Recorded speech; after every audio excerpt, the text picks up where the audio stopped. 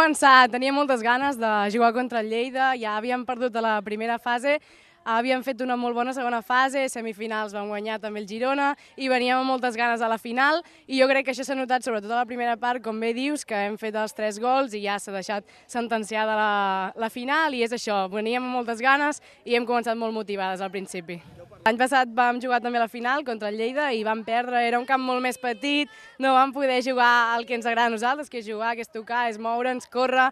i això, i cap al Campionat d'Espanya doncs anem amb les mateixes ganes que aquí, a passar una setmana amb les amigues que ja són, amb família i a disfrutar moltíssim.